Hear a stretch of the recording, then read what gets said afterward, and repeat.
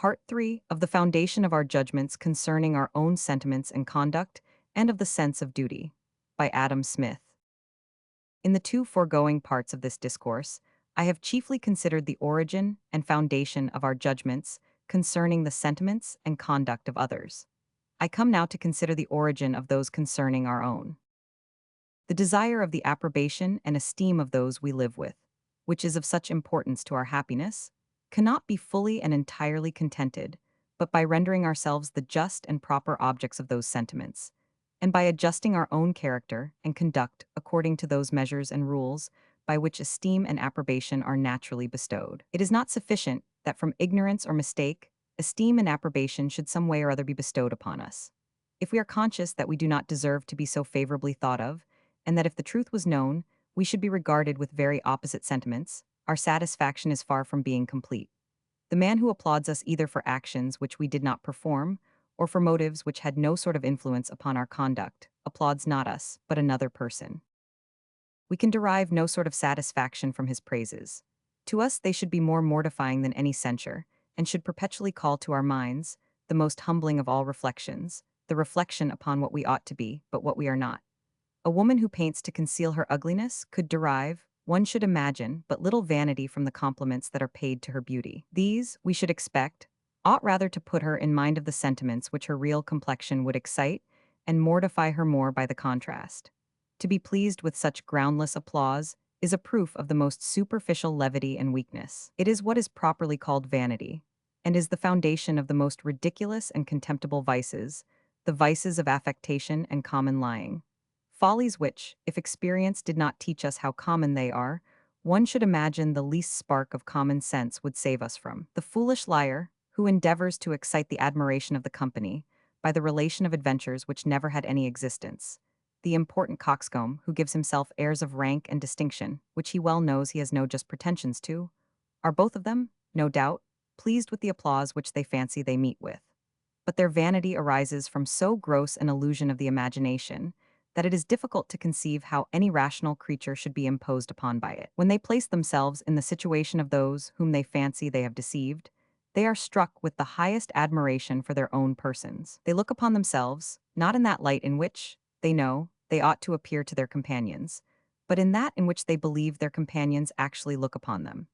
Their superficial weakness and trivial folly hinder them from ever turning their eyes inwards, or from seeing themselves in that despicable point of view in which their own consciences should tell them that they would appear to every body, if the real truth should ever come to be known.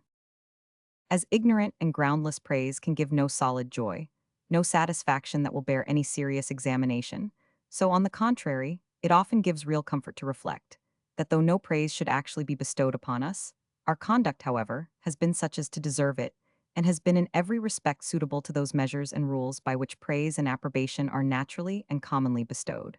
We are pleased not only with praise, but with having done what is praiseworthy. We are pleased to think that we have rendered ourselves the natural objects of approbation, though no approbation should ever actually be bestowed upon us.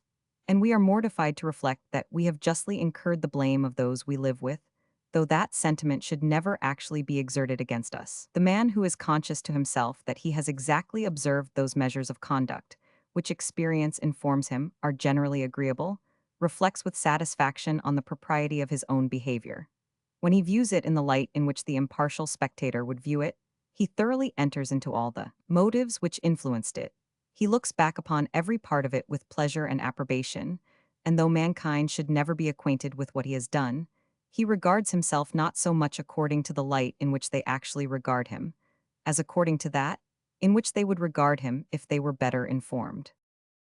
He anticipates the applause and admiration which in this case would be bestowed upon him, and he applauds and admires himself by sympathy with sentiments which do not indeed actually take place, but which the ignorance of the public alone hinders from taking place, which he knows are the natural and ordinary effects of such conduct, which his imagination strongly connects with it, and which he has acquired a habit of conceiving as something that naturally and in propriety ought to flow from it.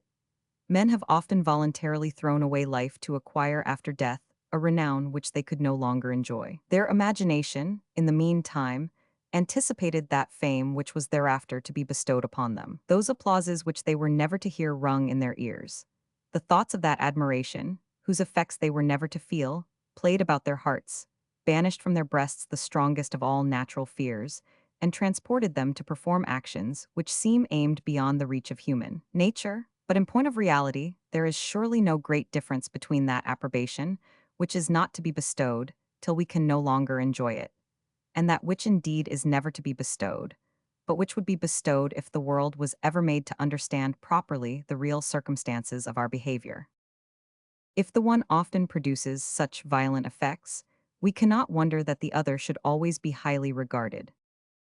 On the contrary, the man who has broke through all those measures of conduct, which can alone render him agreeable to mankind, though he should have the most perfect assurance that what he had done was forever to be concealed from every human eye, it is all to no purpose. When he looks back upon it, and views it in the light in which the impartial spectator would view it, he finds that he can enter into none of the motives which influenced it. He is abashed and confounded at the thoughts of it, and necessarily feels a very high degree of that shame which he would be exposed to if his actions should ever come to be generally known. His imagination, in this case too, anticipates the contempt and derision from which nothing saves him but the ignorance of those he lives with. He still feels that he is the natural object of these sentiments, and still trembles at the thought of what he would suffer if they were ever actually exerted against him. But if what he had been guilty of was not merely one of those improprieties which are the objects of simple disapprobation, but one of those enormous crimes which excite detestation and resentment, he could never think of it, as long as he had any sensibility left, without feeling all the agony of horror and remorse. And though he could be assured that no man was ever to know it, and could even bring himself to believe that there was no God to revenge it, he would still feel enough of both these sentiments to embitter the whole of his life. He would still regard himself as the natural object of the hatred and indignation of all his fellow creatures. And if his heart was not grown callous by the habit of crimes, he could not think without terror and astonishment even of the manner in which mankind would look upon him, of what would be the expression of their countenance and of their eyes, if the dreadful truth should ever come to be known. These natural pangs of an affrighted conscience are the demons, the avenging furies which in this life haunt the guilty, which allow them neither quiet nor repose, which often drive them to despair and distraction, from which no assurance of secrecy can protect them, from which no principles of irreligion can entirely deliver them, and from which nothing can free them but the vilest and most abject of all states, a complete insensibility of honor and infamy to vice and virtue. Men of the most detestable characters, who, in the execution of the most dreadful crimes, had taken their measures so coolly as to avoid even the suspicion of guilt, have sometimes been driven, by the horror of their situation, to discover of their own accord what no human sagacity could ever have investigated. By acknowledging their guilt, by submitting themselves to the resentment of their offended citizens, and by thus satiating that vengeance of which they were sensible that they were become the proper objects, they hoped by their death to reconcile themselves, at least in their own imagination, to the natural sentiments of mankind, to be able to consider themselves as less worthy of hatred and resentment, to atone in some measure for their crimes, and, if possible, to die in peace and with the forgiveness of all their fellow creatures. Compared to what they felt before the discovery, even the thought of this, it seems, was happiness. A great part, perhaps the greatest part, of human happiness and misery arises from the view of our past conduct, and from the degree of approbation or disapprobation which we feel from the consideration of it. But in whatever manner it may affect us, our sentiments of this kind have always some secret reference either to what are, or to what upon a certain condition would be, or to what we imagine ought to be the sentiments of others. We examine it as we imagine an impartial spectator would examine it.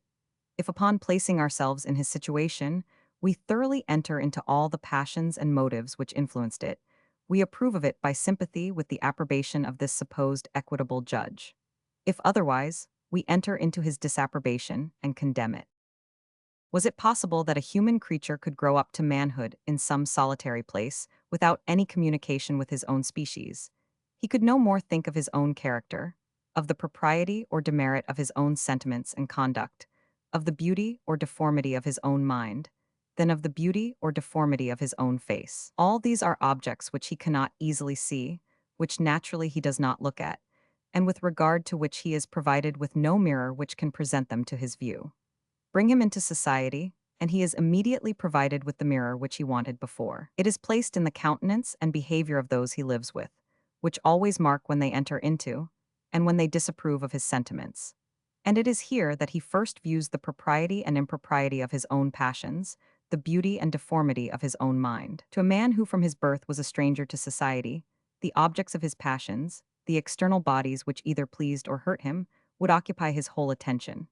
The passions themselves, the desires or aversions, the joys or sorrows, which those objects excited, though of all things the most immediately present to him, could scarce ever be the objects of his thoughts. The idea of them could never interest him so much as to call upon his attentive consideration. The consideration of his joy could in him excite no new joy, nor that of his sorrow any new sorrow, though the consideration of the causes of those passions might often excite both. Bring him into society, and all his own passions will immediately become the causes of new passions. He will observe that mankind approve of some of them, and are disgusted by others. He will be elevated in the one case, and cast down in the other. His desires and aversions, his joys and sorrows will now often become the causes of new desires and new aversions, new joys and new sorrows. They will now therefore interest him deeply, and often call upon his most attentive consideration. Our first ideas of personal beauty and deformity are drawn from the shape and appearance of others, not from our own. We soon become sensible, however, that others exercise the same criticism upon us. We are pleased when they approve of our figure, and are disobliged when they seem to be disgusted.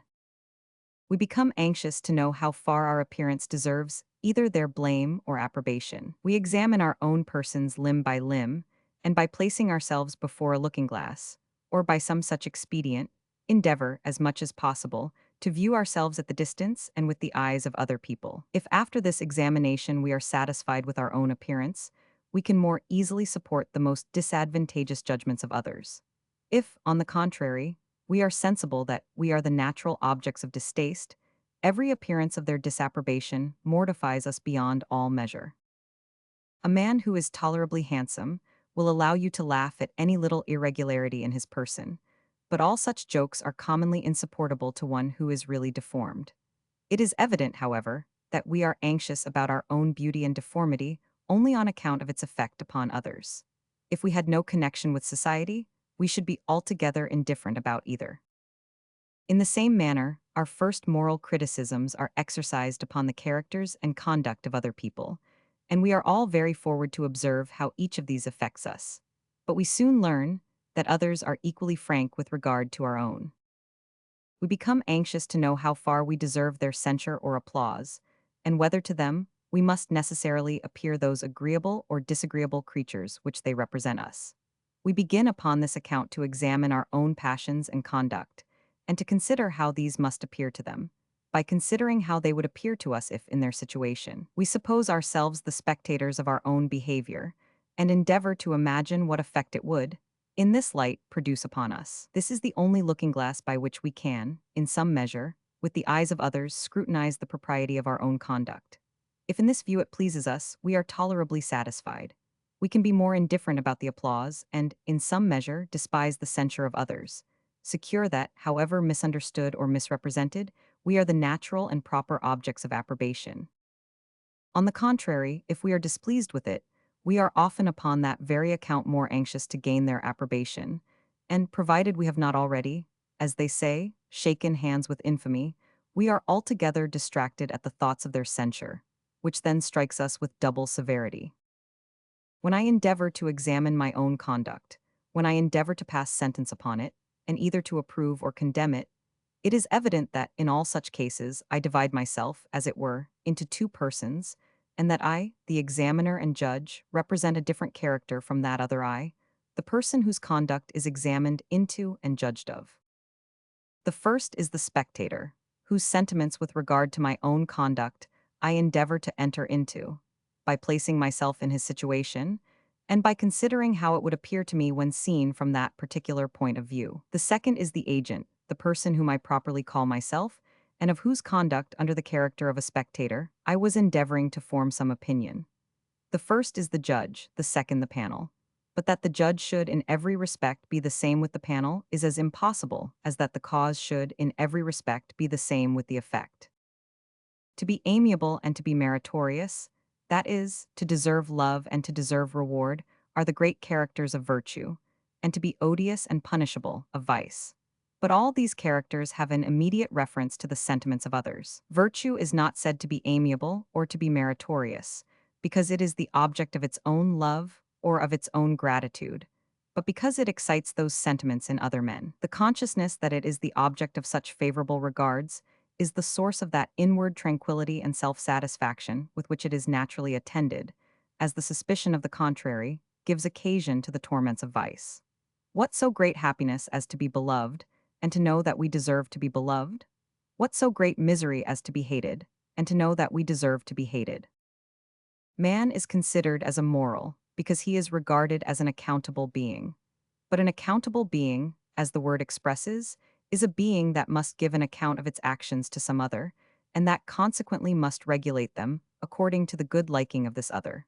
Man is accountable to God and his fellow creatures. But though he is, no doubt, principally accountable to God, in the order of time, he must necessarily conceive himself as accountable to his fellow creatures, before he can form any idea of the deity, or of the rules by which that divine being will judge of his conduct. A child surely conceives itself as accountable to its parents, and is elevated or cast down by the thought of their merited approbation or disapprobation, long before it forms any idea of its accountableness to the deity, or of the rules by which that divine being will judge of its conduct. The great judge of the world has, for the wisest reasons, thought proper to interpose, between the weak eye of human reason and the throne of his eternal justice, a degree of obscurity and darkness, which, though it does not entirely cover that great tribunal from the view of mankind, yet renders the impression of it faint and feeble in comparison of what might be expected from the grandeur and importance of so mighty an object. If those infinite rewards and punishments which the Almighty has prepared for those who obey or transgress his will were perceived as distinctly as we foresee the frivolous and temporary retaliations which we may expect from one another, the weakness of human nature, astonished at the immensity of objects so little fitted to its comprehension, could no longer attend to the little affairs of this world, and it is absolutely impossible that the business of society could have been carried on if, in this respect, there had been a fuller revelation of the intentions of Providence than that which has already been made. That men, however, might never be without a rule to direct their conduct by, nor without a judge whose authority should enforce its observation, the author of nature has made man the immediate judge of mankind, and has, in this respect, as in many others, created him after his own image and appointed him his vicegerent upon earth, to superintend the behavior of his brethren. They are taught by nature to acknowledge that power and jurisdiction which has thus been conferred upon him, and to tremble and exult according as they imagine that they have either merited his censure or deserved his applause. But whatever may be the authority of this inferior tribunal which is continually before their eyes, if at any time it should decide contrary to those principles and rules which nature has established for regulating its judgments, men feel that they may appeal from this unjust decision and call upon a superior tribunal, the tribunal established in their own breasts, to redress the injustice of this weak or partial judgment. There are certain principles established by nature for governing our judgment concerning the conduct of those we live with. As long as we decide according to those principles, and neither applaud nor condemn anything which nature has not rendered the proper object of applause or condemnation, nor any further than she has rendered it such, as our sentence is, in this case, if I may say so, quite agreeable to law, it is liable neither to repeal nor to correction of any kind. The person concerning whom we form these judgments must himself necessarily approve of them. When he puts himself into our situation, he cannot avoid viewing his own conduct in the very same light in which we appear to view it. He is sensible that to us, and to every impartial spectator, he must necessarily appear the natural and proper object of those sentiments which we express with regard to him. Those sentiments, therefore, must necessarily produce their full effect upon him, and he cannot fail to conceive all the triumph of self-approbation from what appears to him such merited applause, as well as all the horrors of shame from what he is sensible is such deserved condemnation. But it is otherwise, if we have either applauded or condemned him, contrary to those principles and rules which nature has established for the direction of our judgments concerning everything of this kind. If we have either applauded or condemned him for what, when he put himself into our situation, does not appear to him to be the object either of applause or condemnation.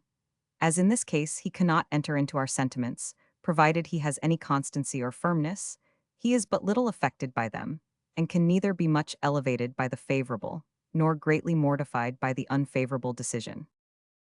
The applause of the whole world will avail but little if our own conscience condemn us, and the disapprobation of all mankind is not capable of oppressing us when we are absolved by the tribunal within our own breast, and when our own mind tells us that mankind are in the wrong. But though this tribunal within the breast be thus the supreme arbiter of all our actions, though it can reverse the decisions of all mankind with regard to our character and conduct, and mortify us amidst the applause, or support us under the censure of the world, yet, if we inquire into the origin of its institution, its jurisdiction we shall find is in a great measure derived from the authority of that very tribunal, whose decisions it so often and so justly reverses. When we first come into the world, from the natural desire to please, we accustom ourselves to consider what behavior is likely to be agreeable to every person we converse with, to our parents, to our masters, to our companions. We address ourselves to individuals, and for some time fondly pursue the impossible and absurd project of gaining the goodwill and approbation of everybody. We are soon taught by experience, however, that this universal approbation is altogether unattainable. As soon as we come to have more important interests to manage, we find that by pleasing one man, we almost certainly disoblige another, and that by humoring an individual, we may often irritate a whole people.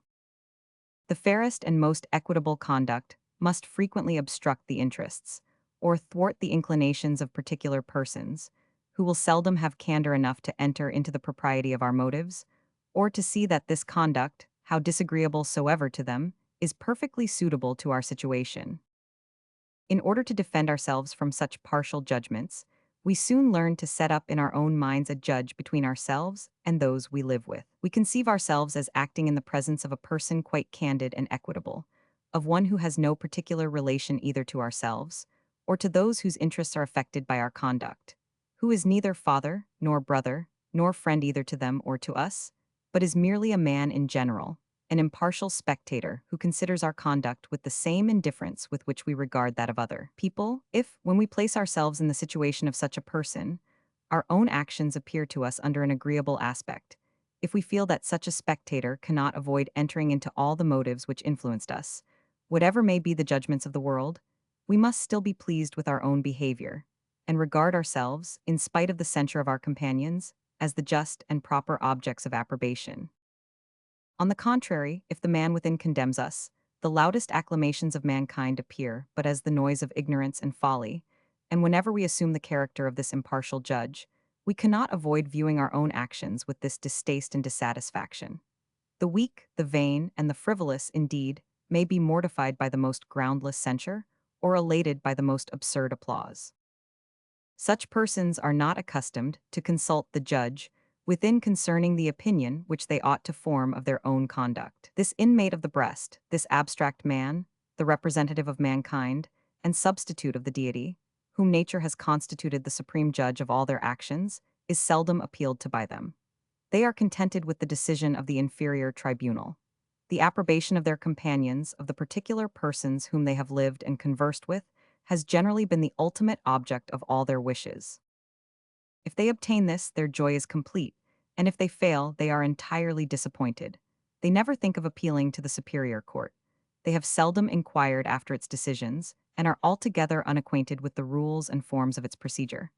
When the world injures them, therefore, they are incapable of doing themselves justice, and are, in consequence, necessarily the slaves of the world. But it is otherwise with the man who has, upon all occasions, been accustomed to have recourse to the judge within, and to consider, not what the world approves or disapproves of, but what appears to this impartial spectator, the natural and proper object of approbation or disapprobation. The judgment of this supreme arbiter of his conduct is the applause which he has been accustomed principally to court, is the censure which he has been accustomed principally to fear. Compared with this final decision, the sentiments of all mankind, though not altogether indifferent, appear to be but of small moment, and he is incapable of being either much elevated by their favorable or greatly depressed by their most disadvantageous judgment. It is only by consulting this judge within that we can see whatever relates to ourselves in its proper shape and dimensions, or that we can make any proper comparison between our own interests and those of other men. As to the eye of the body, objects appear great or small, not so much according to their real dimensions, as according to the nearness or distance of their situation. So do they likewise to what may be called the natural eye of the mind, and we remedy the defects of both these organs pretty much in the same manner. In my present situation, an immense landscape of lawns, and woods, and distant mountains, seems to do no more than cover the little window which I write by, and to be out of all proportion less than the chamber in which I am sitting. I can form a just comparison between those great objects and the little objects around me, in no other way than by transporting myself, at least in fancy, to a different station, from whence I can survey both at nearly equal distances, and thereby form some judgment of their real proportions. Habit and experience have taught me to do this so easily and so readily, that I am scarce sensible that I do it. And a man must be, in some measure, acquainted with the philosophy of vision, before he can be thoroughly convinced how little those distant objects would appear to the eye, if the imagination, from a knowledge of their real magnitudes, did not swell and dilate them. In the same manner, to the selfish and original passions of human nature, the loss or gain of a very small interest of our own appears to be of vastly more importance, excites a much more passionate joy or sorrow, a much more ardent desire or aversion, than the greatest concern of another with whom we have no particular connection. His interests, as long as they are surveyed from this station, can never be put into the balance with our own, can never restrain us from doing whatever may tend to promote our own, how ruinous soever to him.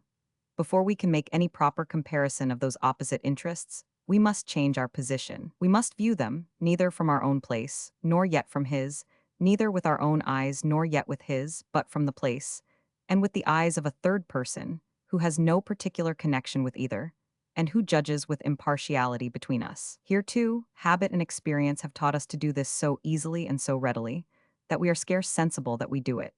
And it requires, in this case too, some degree of reflection, and even of philosophy to convince us how little interest we should take in the greatest concerns of our neighbor, how little we should be affected by whatever relates to him, if the sense of propriety and justice did not correct the otherwise natural inequality of our sentiments.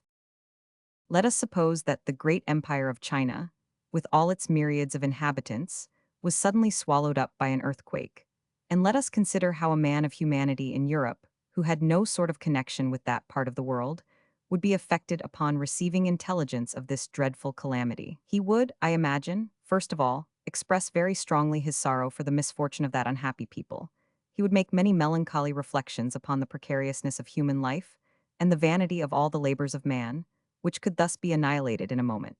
He would too, perhaps, if he was a man of speculation, enter into many reasonings concerning the effects which this disaster might produce upon the commerce of Europe, and the trade and business of the world in general. And when all this fine philosophy was over, when all these humane sentiments had been once fairly expressed, he would pursue his business or his pleasure, take his repose or his diversion, with the same ease and tranquillity as if no such accident had happened. The most frivolous disaster which could befall himself would occasion a more real disturbance.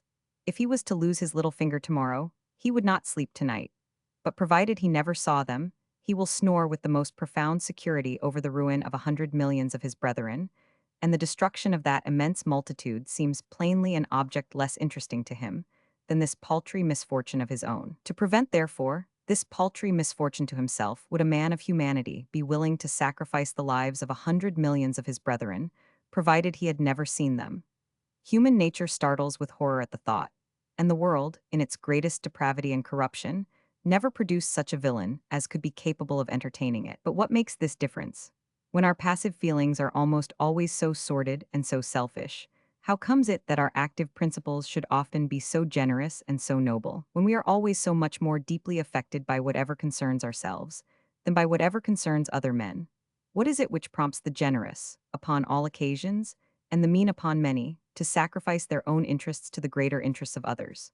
It is not the soft power of humanity, it is not that feeble spark of benevolence which nature has lighted up in the human heart, that is thus capable of counteracting the strongest impulses of self-love. It is a stronger power, a more forcible motive which exerts itself upon such occasions. It is reason, principle, conscience, the inhabitant of the breast, the man within, the great judge and arbiter of our conduct. It is he who, whenever we are about to act so as to affect the happiness of others, calls to us with a voice capable of astonishing the most presumptuous of our passions, that we are but one of the multitude, in no respect better than any other in it, and that when we prefer ourselves so shamefully and so blindly to others, we become the proper objects of resentment, abhorrence, and execration. It is from him only that we learn the real littleness of ourselves, and of whatever relates to ourselves, and the natural misrepresentations of self-love can be corrected only by the eye of this impartial spectator. It is he who shows us the propriety of generality and the deformity of injustice, the propriety of resigning the greatest interests of our own, for the yet greater interests of others, and the deformity of doing the smallest injury to another, in order to obtain the greatest benefit to ourselves. It is not the love of our neighbor, it is not the love of mankind,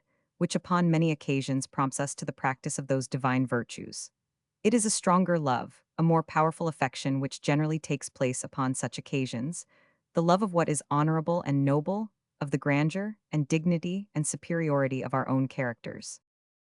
When the happiness or misery of others depends in any respect upon our conduct, we dare not, as self-love would suggest to us, prefer any little interest of our own to the yet greater interest of our neighbor. We feel that we should become the proper objects of the resentment and indignation of our brethren, and the sense of the impropriety of this affection is supported and enlivened by the yet stronger sense of the demerit of the action, which it would in this case give occasion to. But when the happiness or misery of others in no respect depends upon our conduct, when our own interests are altogether separated and detached from theirs, so that there is neither connection nor competition between them, as the sense of demerit does not in this case interpose, the mere sense of impropriety is seldom able to restrain us from abandoning ourselves to our natural anxiety about our own affairs, and to our natural indifference about those of other men. The most vulgar education teaches us to act, upon all important occasions, with some sort of impartiality between ourselves and others, and even the ordinary commerce of the world is capable of adjusting our active principles to some degree of propriety. But it is the most artificial and refined education only, which pretends to correct the inequalities of our passive feelings, and we must for this purpose have recourse to the severest, as well as to the profoundest philosophy. Two different sets of philosophers have attempted to teach us this hardest of all the lessons of morality.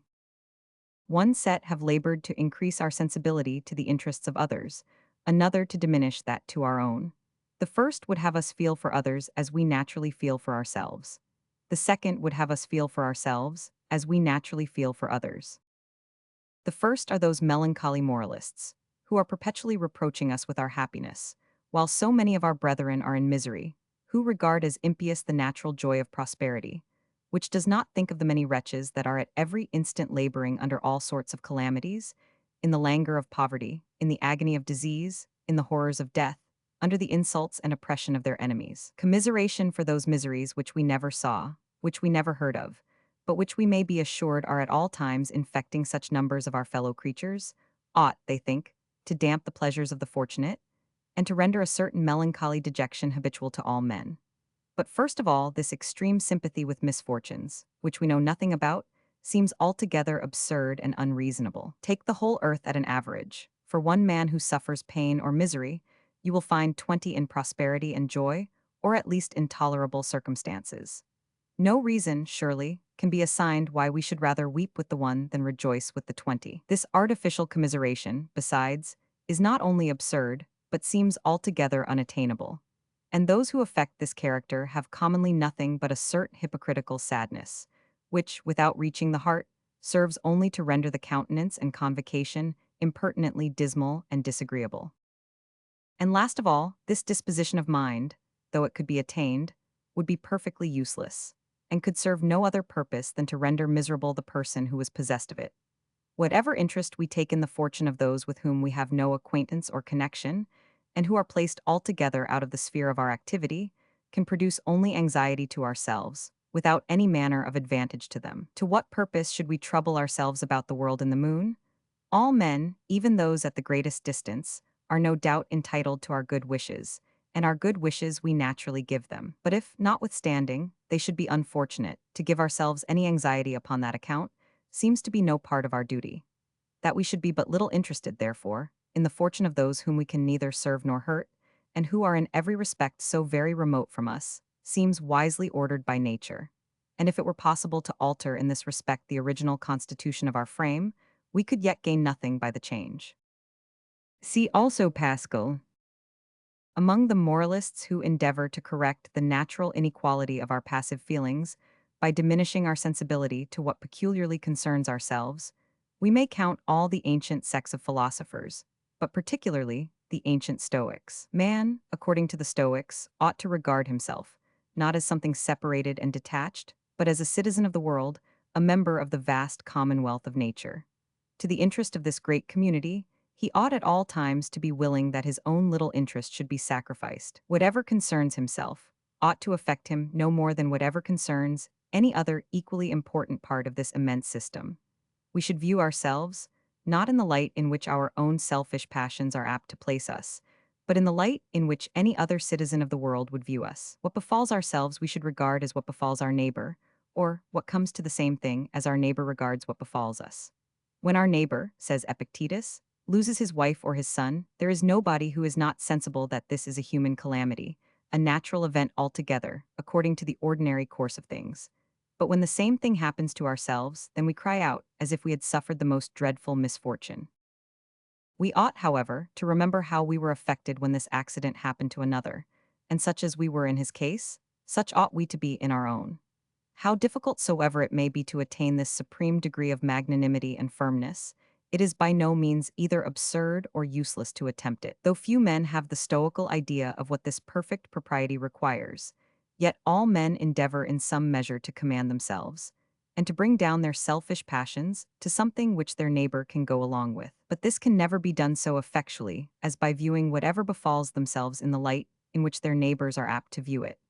The Stoical philosophy, in this respect, does little more than unfold our natural ideas of perfection.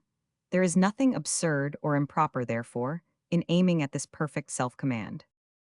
Neither would the attainment of it be useless, but, on the contrary, the most advantageous of all things, as establishing our happiness upon the most solid and secure foundation, a firm confidence in that wisdom and justice which governs the world, and an entire resignation of ourselves, and of whatever relates to ourselves to the always disposal of this ruling principle in nature.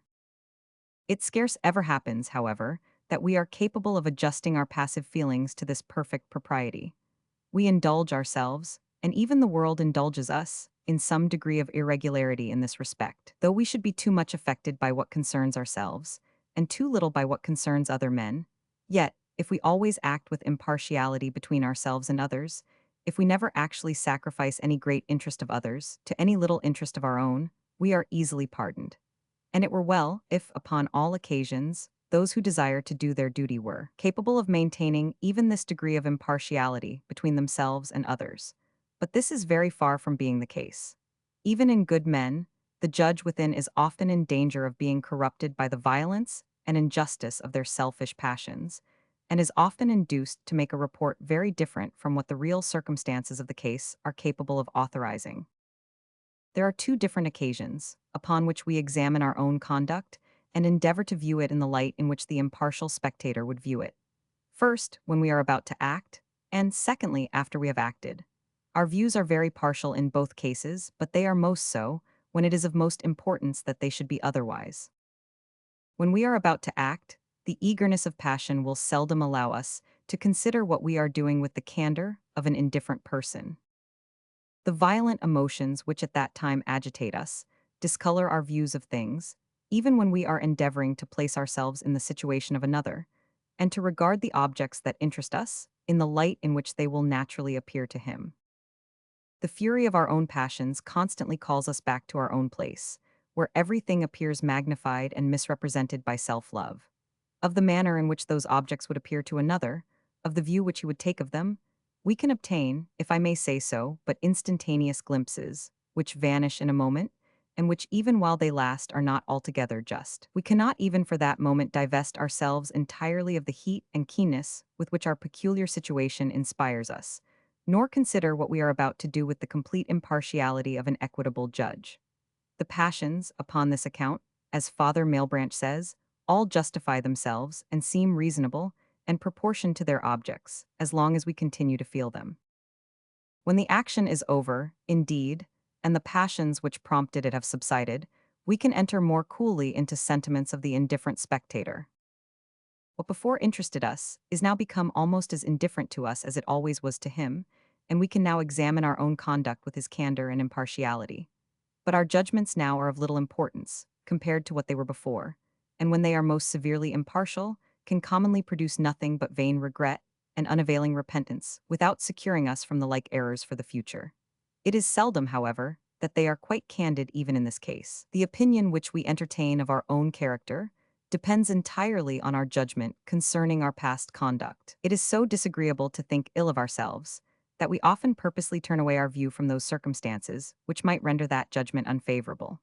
He is a bold surgeon, they say, whose hand does not tremble when he performs an operation upon his own person, and he is often equally bold who does not hesitate to pull off the mysterious veil of self-delusion, which covers from his view the deformities of his own conduct.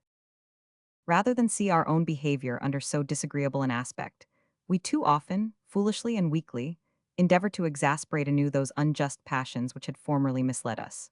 We endeavor by artifice to awaken our old hatreds and irritate afresh our almost forgotten resentments. We even exert ourselves for this miserable purpose, and thus persevere in injustice, merely because we once were unjust, and because we are ashamed and afraid to see that we were so. So partial are the views of mankind with regard to the propriety of their own conduct, both at the time of action and after it, and so difficult is it for them to view it in the light in which any indifferent spectator would consider it. But if it was by a peculiar faculty, such as the moral sense is supposed to be, that they judged of their own conduct, if they were endued with a particular power of perception, which distinguished the beauty or deformity of passions and affections, as their own passions would be more immediately exposed to the view of this faculty, it would judge with more accuracy concerning them than concerning those of other men, of which it had only a more distant prospect. This self-deceit, this fatal weakness of mankind, is the source of half the disorders of human life. If we saw ourselves in the light in which others see us, or in which they would see us if they knew all, a reformation would generally be unavoidable. We could not otherwise endure the sight. Nature, however, has not left this weakness, which is of so much importance, altogether without a remedy, nor has she abandoned us entirely to the delusions of self-love. Our continual observations upon the conduct of others insensibly lead us to form to ourselves certain general rules concerning what is fit and proper either to be done or to be avoided. Some of their actions shock all our natural sentiments. We hear every body about us express the like detestation against them. This still further confirms and even exasperates our natural sense of their deformity. It satisfies us that we view them in the proper light when we see other people view them in the same light. We resolve never to be guilty of the like, nor ever, upon any account, to render ourselves in this manner the objects of universal disapprobation. We thus naturally lay down to ourselves a general rule, that all such actions are to be avoided, as tending to render us odious, contemptible, or punishable, the objects of all those sentiments for which we have the greatest dread and aversion. Other actions, on the contrary, call forth our approbation, and we hear every body around us express the same favorable opinion concerning them. Every body is eager to honor and reward them. They excite all those sentiments for which we have by nature the strongest desire: the love, the gratitude, the admiration of mankind.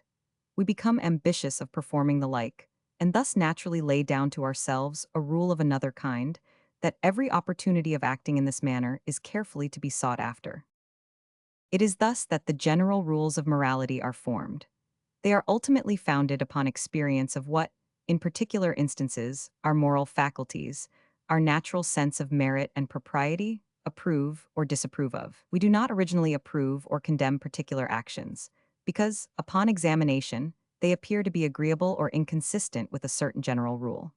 The general rule, on the contrary, is formed by finding from experience that all actions of a certain kind, or circumstanced in a certain manner, are approved or disapproved of. To the man who first saw an inhuman murder, committed from avarice, envy, or unjust resentment, and upon one too that loved and trusted the murderer, who beheld the last agonies of the dying person, who heard him, with his expiring breath, complain more of the perfidy and ingratitude of his false friend than of the violence which had been done to him, there could be no occasion, in order to conceive how horrible such an action was, that he should reflect that one of the most sacred rules of conduct was what prohibited the taking away the life of an innocent person, that this was a plain violation of that rule, and consequently, a very blamable action. His detestation of this crime, it is evident, would arise instantaneously and antecedent to his having formed to himself any such general rule.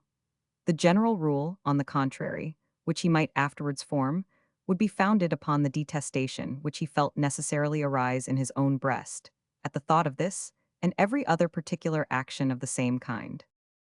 When we read in history or romance the account of actions either of generosity or of baseness, the admiration which we conceive for the one, and the contempt which we feel for the other, neither of them arise from reflecting that there are certain general rules which declare all actions of the one kind admirable, and all actions of the other contemptible.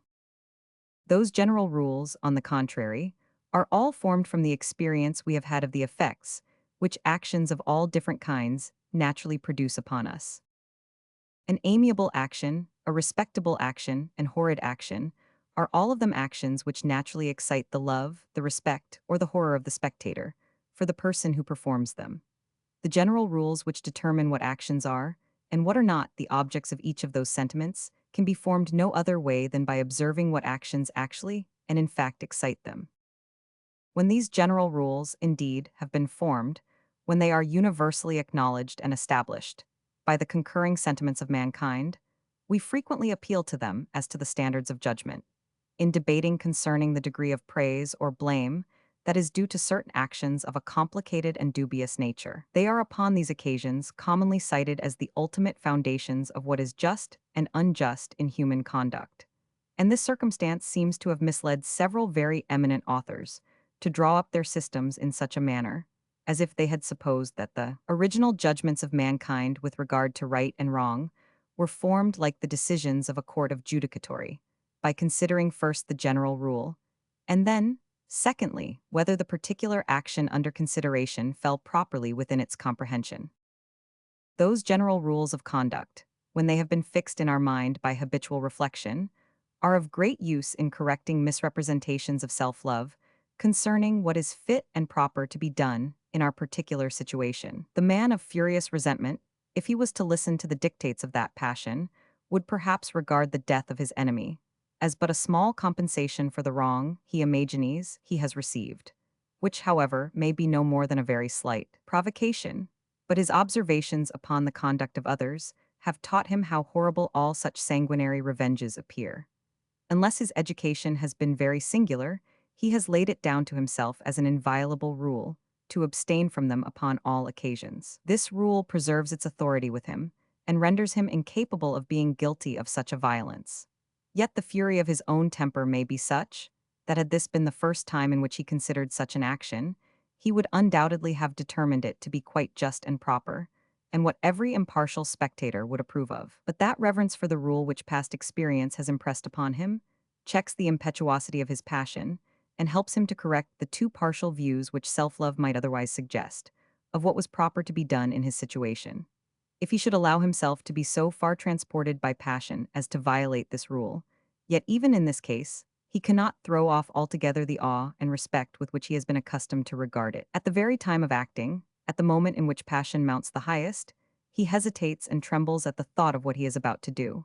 He is secretly conscious to himself that he is breaking through those measures of conduct, which, in all his cool hours, he had resolved never to infringe, which he had never seen infringed by others without the highest disapprobation, and of which the infringement, his own mind forebodes, must soon render him the object of the same disagreeable sentiments. Before he can take the last fatal resolution, he is tormented with all the agonies of doubt and uncertainty. He is terrified at the thought of violating so sacred a rule, and at the same time is urged and goaded on by the fury of his desires to violate it. He changes his purpose every moment. Sometimes he resolves to adhere to his principle, and not indulge a passion which may corrupt the remaining part of his life with the horrors of shame and repentance, and a momentary calm takes possession of his breast, from the prospect of that security and tranquillity which he will enjoy when he thus determines not to expose himself to the hazard of a contrary conduct. But immediately the passion rouses anew, and with fresh fury drives him on to commit what he had the instant before resolved to abstain from. Wearied and distracted with those continual irresolutions, he at length, from a sort of despair, makes the last fatal and irrecoverable step. But with that terror and amazement with which one flying from an enemy throws himself over a precipice, where he is sure of meeting with more certain destruction than from anything that pursues him from behind. Such are his sentiments even at the time of acting, though he is then, no doubt, less sensible of the impropriety of his own conduct than afterwards. When his passion being gratified and palled, he begins to view what he has done in the light in which others are apt to view it, and actually feels, what he had only foreseen very imperfectly before, the stings of remorse and repentance begin to agitate and torment him. The regard to those general rules of conduct is what is properly called a sense of duty, a principle of the greatest consequence in human life, and the only principle by which the bulk of mankind are capable of directing their actions. Many men behave very decently, and through the whole of their lives avoid any considerable degree of blame, who yet, perhaps, never felt the sentiment upon the propriety of which we found our approbation of their conduct, but acted merely from a regard to what they saw were the established rules of behavior. The man who has received great benefits from another person may, by the natural coldness of his temper, feel but a very small degree of the sentiment of gratitude. If he has been virtuously educated, however, he will often have been made to observe how odious those actions appear which denote a want of this sentiment, and how amiable the contrary. Though his heart therefore is not warmed with any grateful affection, he will strive to act as if it was, and will endeavor to pay all those regards and attentions to his patron which the liveliest gratitude could suggest. He will visit him regularly. He will behave to him respectfully. He will never talk of him but with expressions of the highest esteem and of the many obligations which he owes to him. And what is more, he will carefully embrace every opportunity of making a proper return for past services. He may do all this too without any hypocrisy or blamable dissimulation, without any selfish intention of obtaining new favors, and without any design of imposing either upon his benefactor or the public. The motive of his actions may be no other than a reverence for the established rule of duty, a serious and earnest desire of acting, in every respect, according to the law of gratitude. A wife, in the same manner, may sometimes not feel that tender regard for her husband which is suitable to the relation that subsists between them. If she has been virtuously educated, however, she will endeavor to act as if she felt it, to be careful, officious, faithful, and sincere, and to be deficient in none of those attentions which the sentiment of conjugal affection could have prompted her to perform. Such a friend and such a wife are neither of them, undoubtedly, the very best of their kinds, and though both of them may have the most serious and earnest desire to fulfill every part of their duty, yet they will fail in many nice and delicate regards. They will miss many opportunities of obliging, which they could never have overlooked if they had possessed the sentiment that is proper to their situation. Though not the very first of their kinds, however, they are perhaps the second. And if the regard to the general rules of conduct has been very strongly impressed upon them, neither of them will fail in any essential part of their duty. None but those of the happiest mold are capable of suiting, with exact justness, their sentiments and behavior to the smallest difference of situation, and of acting upon all occasions with the most delicate and accurate propriety. The coarse clay of which the bulk of mankind are formed cannot be wrought up to such perfection. There is scarce any man, however, who by discipline, education, and example may not be impressed with a regard to general rules, as to act upon almost every occasion with tolerable decency, and through the whole of his life avoid any considerable degree of blame. Without this sacred regard to general rules, there is no man whose conduct can be much depended upon. It is this which constitutes the most essential difference between a man of principle and honor and a worthless fellow. The one adheres on all occasions, steadily and resolutely to his maxims, and preserves through the whole of his life one even tenor of conduct.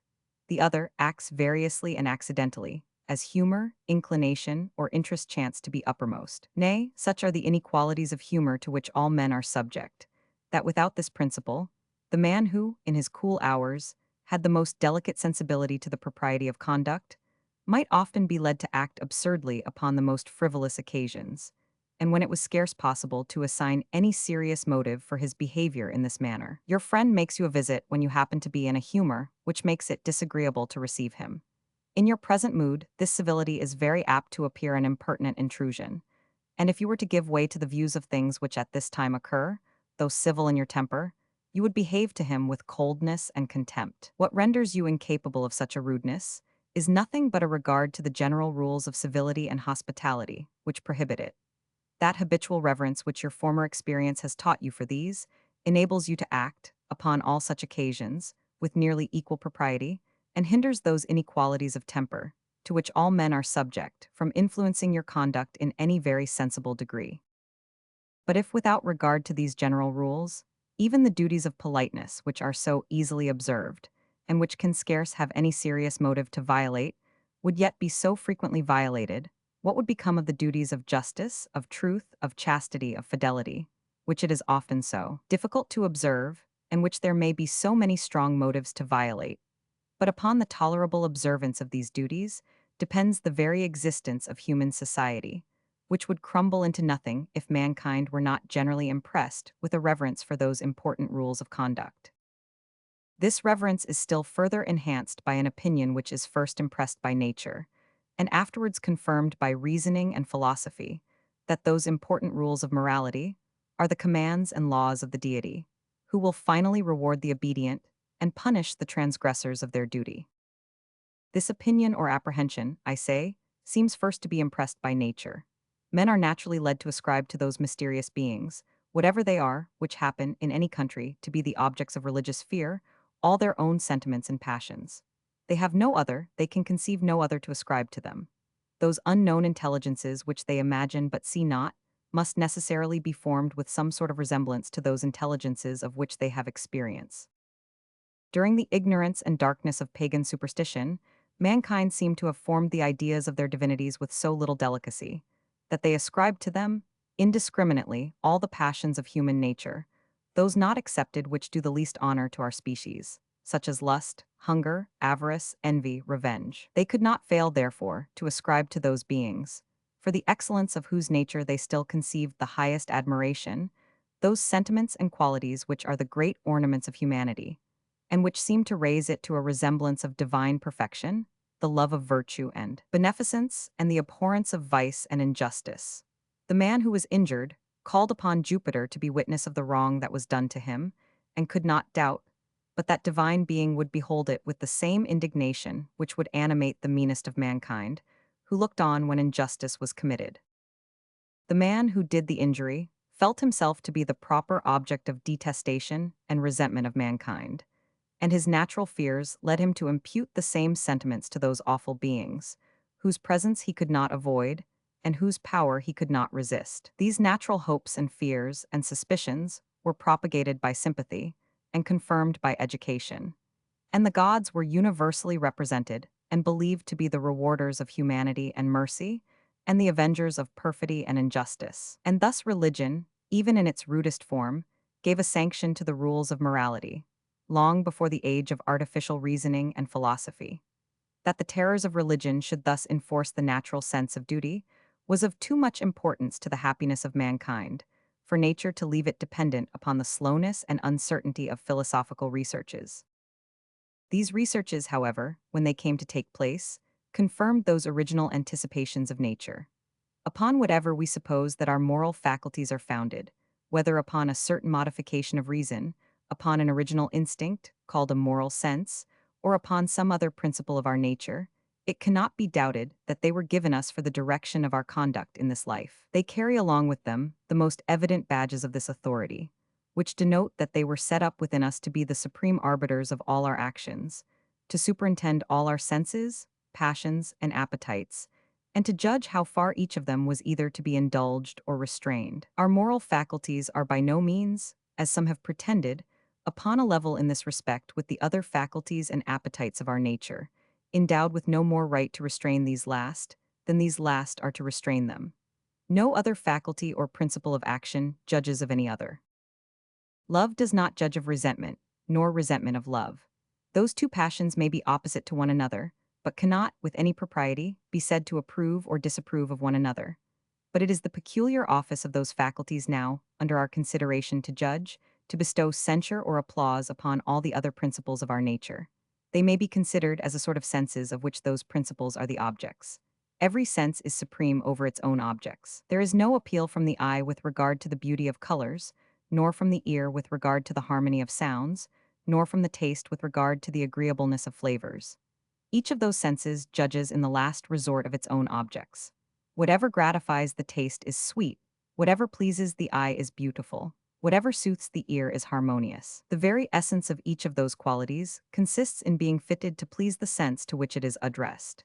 It belongs to our moral faculties, in the same manner to determine when the ear ought to be soothed, when the eye ought to be indulged, when the taste ought to be gratified, when and how far every other principle of our nature ought to be indulged or restrained. What is agreeable to our moral faculties is fit and right and proper to be done, the contrary wrong, unfit and improper. The sentiments which they approve of are graceful and unbecoming. The very words right, wrong, fit, improper, graceful, unbecoming mean only what pleases or displeases those faculties. Since these, therefore, were plainly intended to be the governing principles of human nature, the rules which they prescribe are to be regarded as the commands and laws of the deity, promulgated by those vicegerents which he has thus set up within us. All general rules are commonly denominated laws. Thus, the general rules which bodies observe in the communication of motion are called the laws of motion. But those general rules which our moral faculties observe in approving or condemning whatever sentiment or action is subjected to their examination may much more justly be denominated such. They have a much greater resemblance to what are properly called laws, those general rules which the sovereign lays down to direct the conduct of his subjects. Like them, they are rules to direct the free actions of men. They are prescribed most surely by a lawful superior, and are attended to in the sanction of rewards and punishments. Those vicegerents of God within us never fail to punish the violation of them by the torments of inward shame and self-condemnation, and on the contrary, always reward obedience with tranquility of mind, with contentment and self-satisfaction. There are innumerable other considerations which serve to confirm the same conclusion. The happiness of mankind, as well as of all other rational creatures, seems to have been the original purpose intended by the author of nature, when he brought them into existence. No other end seems worthy of that supreme wisdom and divine benignity which we necessarily ascribe to him. And this opinion, which we are led to by the abstract consideration of his infinite perfections, is still more confirmed by the examination of the works of nature, which seem all intended to promote happiness and to guard against misery. But by acting according to the dictates of our moral faculties, we necessarily pursue the most effectual means for promoting the happiness of mankind, and may therefore be said, in some sense, to cooperate with the deity, and to advance as far as in our power the plan of providence. By acting other ways, on the contrary, we seem to obstruct, in some measure, the scheme which the author of nature has established for the happiness and perfection of the world, and to declare ourselves, if I may say so, in some measure the enemies of God. Hence, we are naturally encouraged to hope for his extraordinary favor and reward in the one case, and to dread his vengeance and punishment in the other. There are besides many other reasons, and many other natural principles, which all tend to confirm and inculcate the same salutary doctrine. If we consider the general rules by which external prosperity and adversity are commonly distributed in this life, we shall find that notwithstanding the disorder in which all things appear to be in this world, yet even here every virtue naturally meets with its proper reward, with the recompense which is most fit to encourage and promote it. And this too so surely, that it requires a very extraordinary concurrence of circumstances entirely to disappoint it. What is the reward most proper for encouraging industry, prudence, and circumspection? Success in every sort of business. And is it possible that in the whole of life these virtues should fail of attaining it? Wealth and external honors are their proper recompense, and the recompense which they can seldom fail of acquiring. What reward is most proper for promoting the practice of truth, justice, and humanity? The confidence, the esteem, and love of those we live with. Humanity does not desire to be great, but to be beloved. It is not in being rich that truth and justice would rejoice, but in being trusted and believed, recompenses which those virtues must almost always acquire. By some very extraordinary and unlucky circumstance, a good man may come to be suspected of a crime of which he was altogether incapable, and upon that account be most unjustly exposed for the remaining part of his life to the horror and aversion of mankind. By an accident of this kind, he may be said to lose his all, notwithstanding his integrity and justice. In the same manner as a cautious man, notwithstanding his utmost circumspection, may be ruined by an earthquake or an inundation. Accidents of the first kind, however, are perhaps still more rare, and still more contrary to the common course of things than those of the second. And still it remains true that the practice of truth, justice, and humanity is a certain and almost infallible method of acquiring what those virtues chiefly aim at, the confidence and love of those we live with. A person may be very easily misrepresented with regard to a particular action, but it is scarce possible that he should be so with regard to the general tenor of his conduct. An innocent man may be believed to have done wrong. This, however, will rarely happen. On the contrary, the established opinion of the innocence of his manners will often lead us to absolve him where he has really been in the fault, notwithstanding very strong presumptions. A knave, in the same manner, may escape censure, or even meet applause for a particular knavery, in which his conduct is not understood. But no man was ever habitually such, without being almost universally known to be so, and without being even frequently suspected of guilt, when he was in reality perfectly innocent. And so far as vice and virtue can be either punished or rewarded by the sentiments and opinions of mankind, they both, according to the common course of things, meet even here with something more than exact and impartial justice. But though the general rules by which prosperity and adversity are commonly distributed, when considered in this cool and philosophical light, appear to be perfectly suited to the situation of mankind in this life, yet they are by no means suited to some of our natural sentiments. Our natural love and admiration for some virtues is such that we should wish to bestow on them all sorts of honors and rewards, even those which we must acknowledge to be the proper recompenses of other qualities with which those virtues are not always accompanied. Our detestation, on the contrary, for some vices is such that we should desire to heap upon them every sort of disgrace and disaster, those not accepted which are the natural consequences of very different qualities. Magnanimity, generosity, and justice command so high a degree of admiration that we desire to see them crowned with wealth, and power, and honors of every kind, the natural consequences of prudence, industry, and application, qualities with which those virtues are not inseparably connected.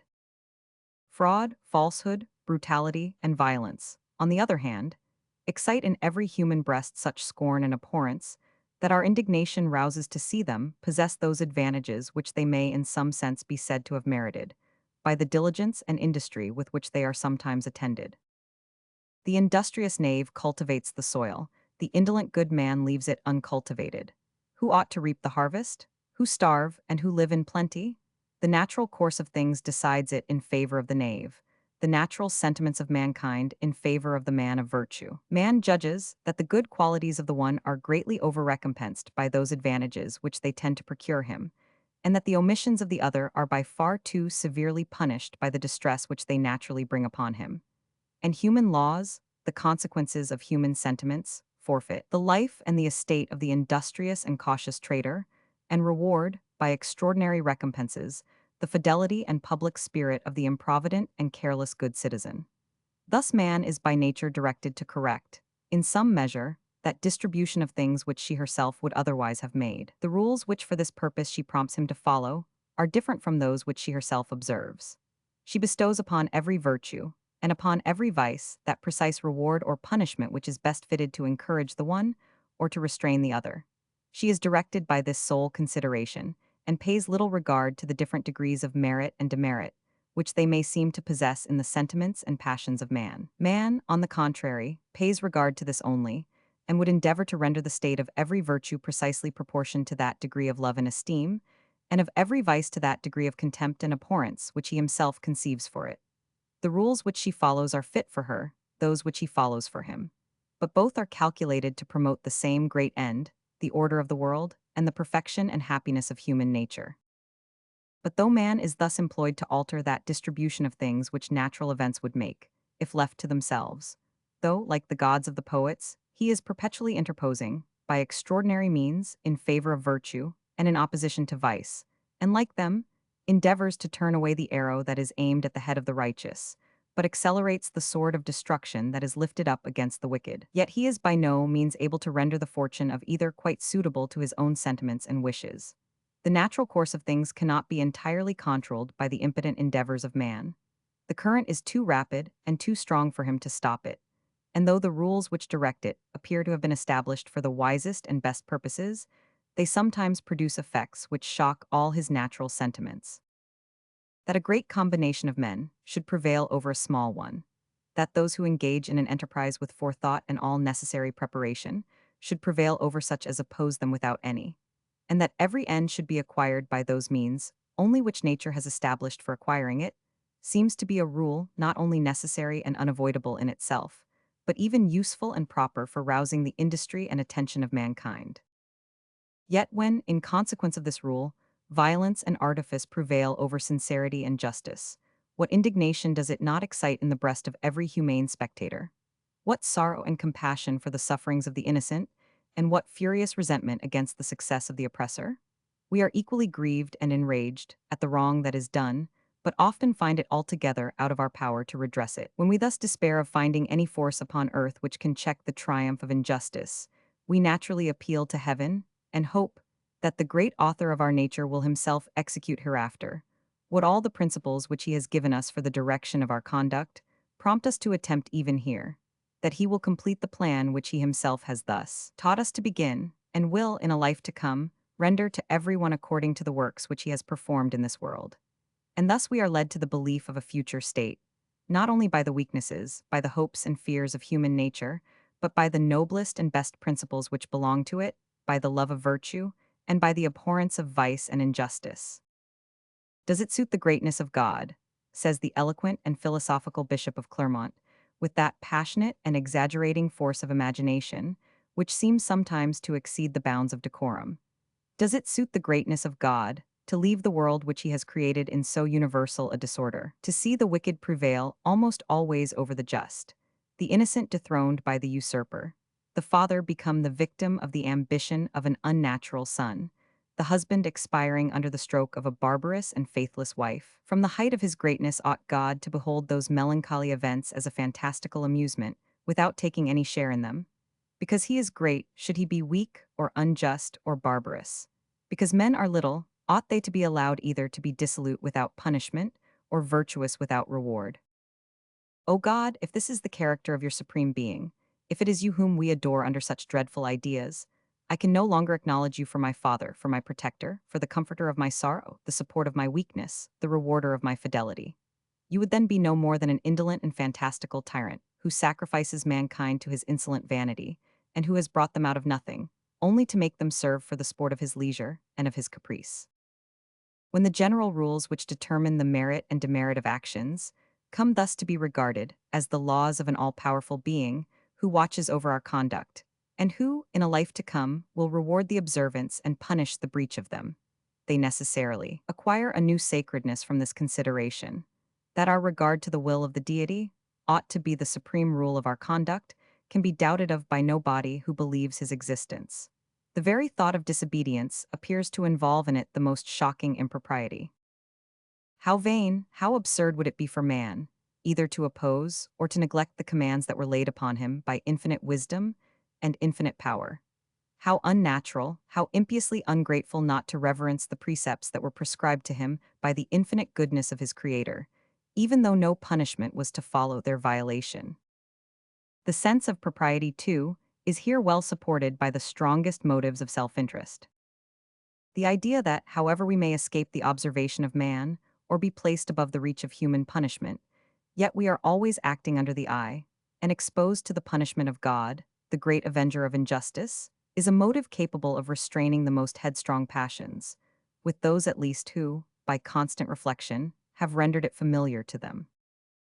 It is in this manner that religion enforces the natural sense of duty, and hence it is that mankind are generally disposed to place great confidence in the probity of those who seem deeply impressed with religious sentiments. Such persons, they imagine, act under an additional tie, besides those which regulate the conduct of other men. The regard to the propriety of action as well as to reputation, the regard to the applause of his own breast as well as that of others, are motives which they suppose have the same influence over the religious man as over the man of the world. But the former lies under another restraint, and never acts deliberately, but as in the presence of that great superior, who is finally to recompense him according to his deeds. A greater trust is reposed, upon this account, in the regularity and exactness of his conduct. And wherever the natural principles of religion are not corrupted by the factious and party zeal of some worthless cabal, wherever the first duty which it requires is to fulfill all the obligations of morality, wherever men are not taught to regard frivolous observances as more immediate duties of religion than acts of justice and beneficence, and to imagine that by sacrifices and ceremonies and vain supplications, they can bargain with the deity for fraud and perfidy and violence. The world undoubtedly judges right in this respect, and justly places a double confidence in the rectitude of the religious man's behavior. Religion affords such strong motives to the practice of virtue, and guards us by such powerful restraints from the temptations of vice, that many have been led to suppose that religious principles were the sole laudable motives of action. We ought neither, they said, to reward from gratitude, nor punish from resentment. We ought neither to protect the helplessness of our children, nor afford support to the infirmities of our parents from natural affection. All affections for particular objects ought to be extinguished in our breast, and one great affection take the place of all others, the love of the deity, the desire of rendering ourselves agreeable to him, and of directing our conduct in every respect according to his will. We ought not to be grateful from gratitude, we ought not to be charitable from humanity, we ought not to be public-spirited from the love of our country, nor generous and just from the love of mankind. The sole principle and motive of our conduct, in the performance of all those different duties, ought to be a sense that God has commanded us to perform them. I shall not at present take time to examine this opinion particularly. I shall only observe that we should not have expected to have found it entertained by any sect, who professed themselves of a religion in which, as it is the first precept to love the Lord our God with all our heart, with all our soul, and with all our strength, so it is the second to love our neighbor as we love ourselves. And we love ourselves surely for our own sakes, and not merely because we are commanded to do so. That the sense of duty should be the sole principle of our conduct is nowhere the precept of Christianity, but that it should be the ruling and governing one, as philosophy, and as, indeed, common sense directs.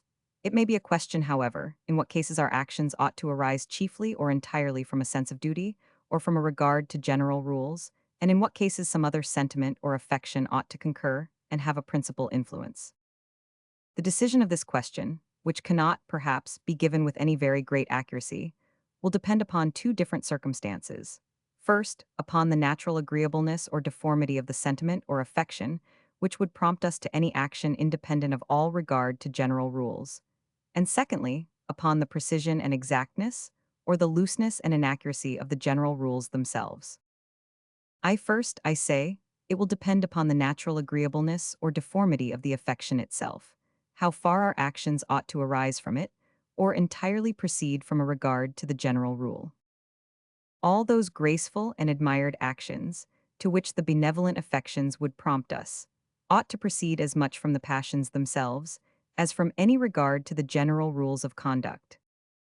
A benefactor thinks himself but ill requited, if the person upon whom he has bestowed his good offices repays them merely from a cold sense of duty, and without any affection to his person. A husband is dissatisfied with the most obedient wife, when he imagines her conduct is animated by no other principle besides her regard to what the relation she stands in requires. Though a son should fail in none of the offices of filial duty, yet if he wants that affectionate reverence which it so well becomes him to feel, the parent may justly complain of his indifference. Nor could a son be quite satisfied with a parent who, though he performed all the duties of his situation, had nothing of that fatherly fondness which might have been expected from him. With regard to all such benevolent and social affections, it is agreeable to see the sense of duty employed rather to restrain than to enliven them, rather to hinder us from doing too much than to prompt us to do what we ought. It gives us pleasure to see a father obliged to check his own fondness, a friend obliged to set bounds to his natural generosity, a person who has received a benefit obliged to restrain the too sanguine gratitude of his own temper. The contrary maxim takes place with regard to the malevolent and unsocial passions. We ought to reward from the gratitude and generosity of our own hearts, without any reluctance, and without being obliged to reflect how great the propriety of rewarding. But we ought always to punish with reluctance, and more from a sense of the propriety of punishing than from any savage disposition to revenge. Nothing is more graceful than the behavior of the man who appears to resent the greatest injuries, more from a sense that they deserve, and are the proper objects of resentment, than from feeling himself the furies of that disagreeable passion. Who, like a judge, considers only the general rule, which determines what vengeance is due for each particular offense, who, in executing that rule, feels less for what himself has suffered than what the offender is about to suffer, who, though in wrath, remembers mercy, and is disposed to interpret the rule in the most gentle and favorable manner, and to allow all the alleviations which the most candid humanity could, consistently with good sense, admit of.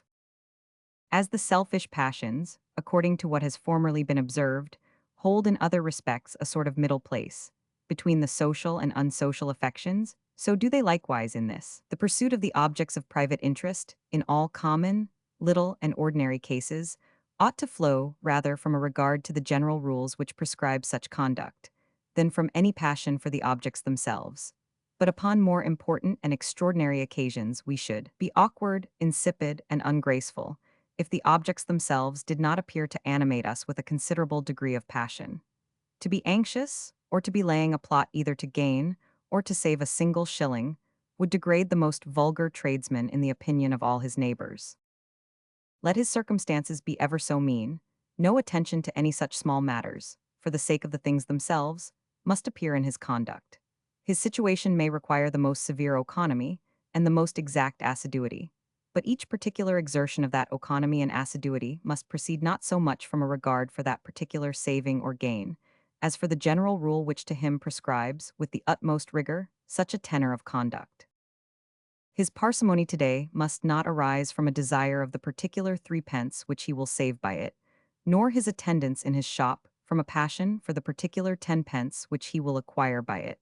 Both the one and the other ought to proceed solely from a regard to the general rule, which prescribes, with the most unrelenting severity, this plan of conduct to all persons in his way of life. In this consists the difference between the character of a miser and that of a person of exact economy and assiduity. The one is anxious about small matters for their own sake. The other attends to them only in consequence of the scheme of life which he has laid down to himself. It is quite otherwise with regard to the more extraordinary and important objects of self-interest. A person appears mean-spirited who does not pursue these with some degree of earnestness for their own sake. We should despise a prince who was not anxious about conquering or defending a province. We should have little respect for a private gentleman who did not exert himself to gain an estate or even a considerable office, when he could acquire them without either meanness or injustice.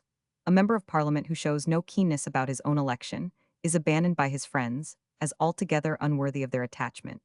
Even a tradesman is thought a poor-spirited fellow among his neighbors, who does not bestir himself to get what they call an extraordinary job or some uncommon advantage. This spirit and keenness constitutes the difference between the man of enterprise and the man of dull regularity. Those great objects of self-interest, of which the loss or acquisition quite changes the rank of the person, are the objects of the passion properly called ambition. A passion which, when it keeps within the bounds of prudence and justice, is always admired in the world, and has even sometimes a certain irregular greatness, which dazzles the imagination when it passes the limits of both these virtues, and is not only unjust but extravagant.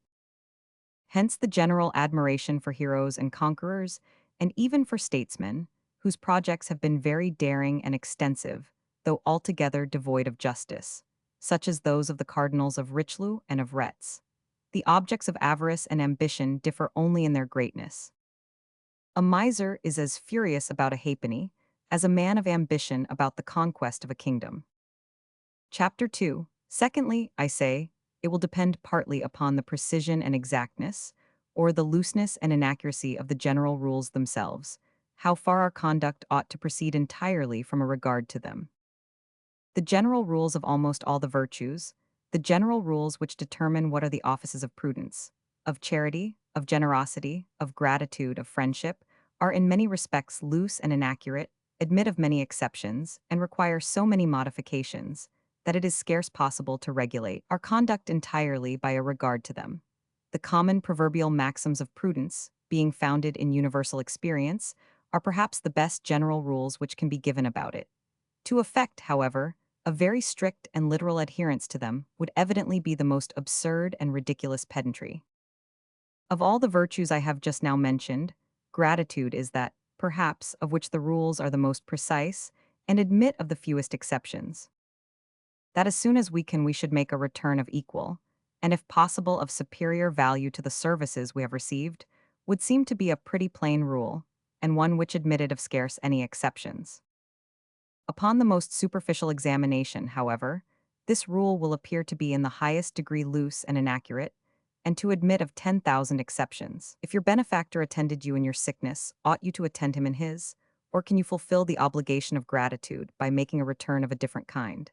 If you ought to attend him, how long ought you to attend him? The same time which he attended you, or longer, and how much longer? If your friend lent you money in your distress, ought you to lend him money in his? How much ought you to lend him? When ought you to lend him? Now, or tomorrow, or next month? And for how long a time?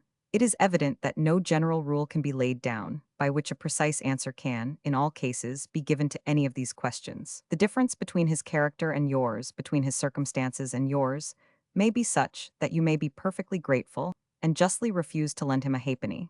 And, on the contrary, you may be willing to lend, or even to give him 10 times the sum which he lent you, and yet justly be accused of the blackest ingratitude, and of not having fulfilled the 100th part of the obligation you lie under. As the duties of gratitude, however, are perhaps the most sacred of all those which the beneficent virtues prescribe to us, so the general rules which determine them are, as I said before, the most accurate.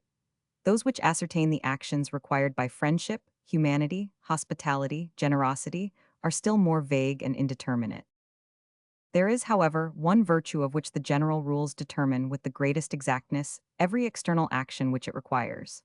This virtue is justice. The rules of justice are accurate in the highest degree, and admit of no exceptions or modifications, but such as may be ascertained as accurately as the rules themselves, and which generally, indeed, flow from the very same principles with them. If I owe a man £10, justice requires that I should precisely pay him £10, either at the time agreed upon or when he demands it. What I ought to perform, how much I ought to perform, when and where I ought to perform it, the whole nature and circumstances of the action prescribed, are all of them precisely fixed and determined, though it may be awkward and pedantic, therefore, to affect too strict an adherence to the common rules of prudence or generosity. There is no pedantry in sticking fast by the rules of justice. On the contrary, the most sacred regard is due to them, and the actions which this virtue requires are never so properly performed, as when the chief motive for performing them is a reverential and religious regard to those general rules which require them. In the practice of the other virtues, our conduct should rather be directed by a certain idea of propriety, by a certain taste for a particular tenor of conduct, than by any regard to a precise maxim or rule, and we should consider the end and foundation of the rule more than the rule itself. But it is otherwise with regard to justice. The man who in that refines the least and adheres with the most obstinate steadfastness to the general rules themselves is the most commendable and the most to be depended upon. Though the end of the rules of justice be to hinder us from hurting our neighbor, it may frequently be a crime to violate them, though we could pretend, with some pretext of reason, that this particular violation could do no hurt. A man often becomes a villain the moment he begins even in his own heart to chicane in this manner. The moment he thinks of departing from the most staunch and positive adherence to what those inviolable precepts prescribe to him, he is no longer to be trusted, and no man can say what degree of guilt he may not arrive at. The thief imagines he does no evil, when he steals from the rich, what he supposes they may easily want, and what possibly they may never even know has been stolen from them. The adulterer imagines he does no evil, when he corrupts the wife of his friend, provided he covers his intrigue from the suspicion of the husband, and does not disturb the peace of the family. When once we begin to give way to such refinements, there is no enormity so gross of which we may not be capable. The rules of justice may be compared to the rules of grammar, the rules of the other virtues to the rules which critics lay down for the attainment of what is sublime and elegant in composition. The one are precise, accurate, and indispensable. The other are loose, vague, and indeterminate, and present us rather with a general idea of the perfection we ought to aim at than afford us any certain and infallible directions for acquiring it. A man may learn to write grammatically by rule, with the most absolute infallibility, and so, perhaps, he may be taught to act justly, but there are no rules whose observance will infallibly lead us to the attainment of elegance or sublimity in writing, though there are some which may help us, in some measure, to correct and ascertain the vague ideas which we might otherwise have entertained of those perfections. And there are no rules by the knowledge of which we can infallibly be taught to act upon all occasions with prudence, with just magnanimity or proper beneficence. Though there are some which may enable us to correct and ascertain, in several respects, the imperfect ideas which we might otherwise have entertained of those virtues. It may sometimes happen that with the most serious and earnest desire of acting so as to deserve approbation, we may mistake the proper rules of conduct, and thus be misled by that very principle which ought to direct us. It is in vain to expect that in this case mankind should entirely approve of our behavior. They cannot enter into that absurd idea of duty which influenced us, nor go along with any of the actions which follow from it. There is still, however, something respectable in the character and behavior of one who is thus betrayed into vice by a wrong sense of duty or by what is called an erroneous conscience. How fatally soever he may be misled by it, he is still, with the generous and humane, more the object of commiseration than of hatred or resentment. They lament the weakness of human nature, which exposes us to such unhappy delusions, even while we are most sincerely laboring after perfection and endeavoring to act according to the best principle which can possibly direct us. False notions of religion are almost the only causes which can occasion any very gross perversion of our natural sentiments in this way. And that principle which gives the greatest authority to the rules of duty is alone capable of distorting our ideas of them in any considerable degree. In all other cases, common sense is sufficient to direct us, if not to the most exquisite propriety of conduct, yet to something which is not very far from it. And provided we are in earnest desirous to do well, our behavior will always, upon the whole, be praiseworthy. That to obey the will of the deity is the first rule of duty, all men are agreed. But concerning the particular commandments which that will may impose upon us, they differ widely from one another. In this, therefore, the greatest mutual forbearance and toleration is due.